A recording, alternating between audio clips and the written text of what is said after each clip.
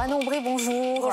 Merci d'être avec nous ce matin. Samedi, vous avez tenu votre convention d'investiture pour les législatives. Alors au premier rang, il y avait le patron des socialistes, il y avait le patron des écologistes, il y avait bien évidemment Jean-Luc Mélenchon. Vous avez négocié en position de force. Est-ce que ça risque pas de générer peut-être de la frustration, de l'amertume à un moment chez vos désormais partenaires? Au contraire, samedi, il y avait de l'espoir, de la joie. D'abord, je pense qu'on a écrit l'histoire, le fait d'avoir rassemblé dans une même salle des insoumis, des communistes, des socialistes, des écologistes, unis derrière un programme commun. Et c'est ça le plus important, ce programme ambitieux qui nous réunit et qui va présenter dans chacune des circonscriptions un seul candidat qui va porter cet espoir pour qu'au mois de juin, on ne laisse pas les pleins pouvoirs à Emmanuel Macron, on ne laisse pas la retraite à 65 ans. Et le bloc populaire qu'on a constitué forme une majorité et envoie Jean-Luc Mélenchon à Matignon. Au-delà de l'accord électoral pour les législatives, est-ce que vous pensez vraiment que cette union, elle peut tenir? Alors c'est vrai que le programme commun sous Mitterrand, ça a mal fini. La gauche plurielle 97 avec Lionel Jospin, ça a été très compliqué aussi à la fin. Est-ce que vous pensez que c'est fait pour durer cette union? Oui, c'est fait pour durer. Je vais vous dire pourquoi. Parce que c'est pas un accord où on se file 5 circolas ou 5 circolas. Non, c'est un accord qui est politique, sur des bases programmatiques. Pendant 13 jours et 13 nuits, ça a été intense, mais c'est la démonstration de l'exploit aussi que nous avons réussi. Nous avons négocié pied à pied des éléments programmatiques et nous allons présenter d'ailleurs en fin de semaine un programme complet de plusieurs centaines de mesures. Le SMIC à 1 400 € net, le blocage des prix des produits de première nécessité, la retraite à 60 ans, je vous en parlais, la planification écologique, 1 milliard pour lutter contre les violences faites aux femmes. Bref, il me faudrait plus d'une émission pour vous détailler, mais c'est un accord programmatique qui vise à prendre à bras-le-corps à la fois les questions écologiques, les questions sociales et les questions démocratiques avec la 6e République. Et je crois que c'est ça qui fait la force et qui peut le faire durer dans le temps. Alors, du côté des socialistes, ça se déchire quand même pas mal. François Hollande, Bernard Cazeneuve dénoncent cet accord qu'ils voient vraiment comme une reddition. Carole Delga, elle, la patronne de la région Occitanie socialiste, elle a même prévenu qu'elle soutiendrait au cas par cas des candidats PS dissidents. Est-ce que vous en redoutez beaucoup de candidats dissidents? Est-ce que vous les avez évalués?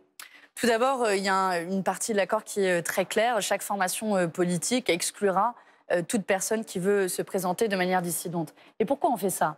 Parce qu'on a besoin d'une force collective. Aujourd'hui, si vous faites le choix de présenter une candidature dissidente à cette nouvelle union populaire, vous faites le choix finalement de soutenir Emmanuel Macron, alors qu'on a une force collective, que des centaines de candidats ont accepté de se retirer. Et pourquoi ils l'ont fait? À titre personnel, c'est difficile. Ils l'ont fait parce que politiquement, ils se disent il y a une grande histoire qui est en train de s'écrire, qu'on peut construire une majorité et peut-être qu'il y aura des dissidences si là, je crois que ce sera anecdotique par rapport au souffle de l'espoir. Anecdotique, il y a peut-être un exemple à Villeurbanne. La candidate PS pressentie, elle a été remplacée donc par un candidat Nouvelle Union Populaire NUP. On dit NUP. NUP. Il se trouve que c'est Gabriel Amar qui n'est d'autre que le gendre de Jean-Luc Mélenchon. Et donc cette candidate PS, en l'occurrence, elle crie vraiment au parachutage familial. Est-ce que c'est le cas? Franchement, on va commencer à les prendre dans chacune des circos et dire non, mais lui, c'est pas la bonne personne, etc.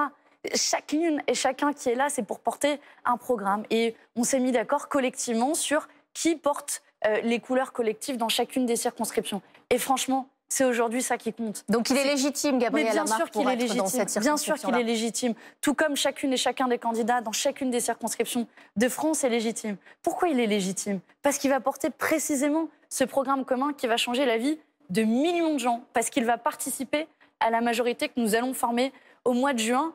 Et pour tous les électeurs de gauche qui se sont retrouvés un peu avec la gueule de bois au soir du premier tour, qui n'avaient plus de candidats au second tour, qui ont souvent voté par défaut pour Emmanuel Macron, ils se disent, en fait, là, on peut retrouver un chemin de l'espoir qui amènera des changements concrets dans notre vie. Alors, on ne sait pas encore si la candidate PS, la Christina Martineau, elle devrait se prononcer demain sur sa candidature ou son retrait. Il y a une autre candidature litigieuse, cette fois-ci, c'est à Vénissieux.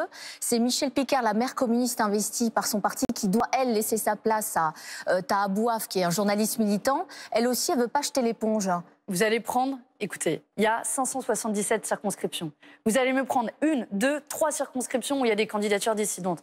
Moi, j'ai envie de vous parler de toutes ces candidatures partout en France qui portent nos couleurs communes. Je l'ai vu dès le Mais début est-ce de que vous cette redoutez semaine. ce phénomène ou est-ce Non, que vous mais dites que ça sera un épiphénomène? c'est un épiphénomène à la lumière de la grande histoire que nous sommes en train de construire. J'ai vu des communistes aller soutenir des insoumis, j'ai vu des socialistes aller soutenir des écologistes. Rendez-vous compte ce qu'on a fait.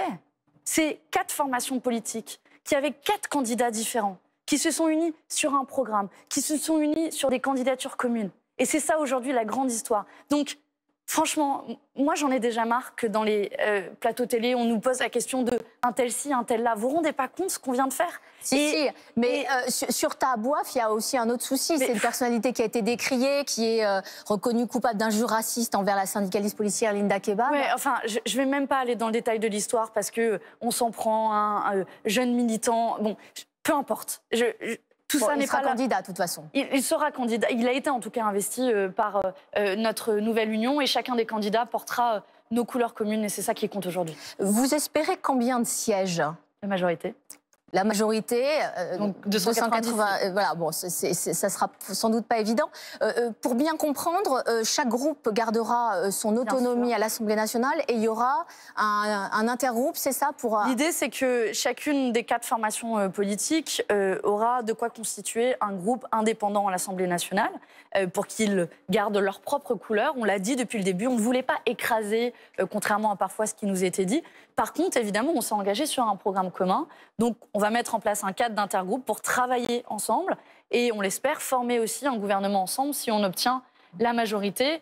Et croyez-moi qu'au mandat précédent, les Insoumis, il y en avait 17. Là, si on en a plusieurs centaines avec nos camarades des autres formations politiques, on va nous entendre et surtout, on va porter les revendications des gens partout en France. Alors, la compétition sur le premier opposant à Emmanuel Macron, elle se joue aussi avec Marine Le Pen. Alors Marine Le Pen qui est revenue sur le terrain après 15 jours un peu de discrétion et elle est allée directement sur Jean-Luc Mélenchon en disant qu'effectivement il avait fait élire Emmanuel Macron en appelant ses électeurs à ne pas voter pour elle et donc par conséquent ça le discréditait complètement pour être justement ce premier opposant.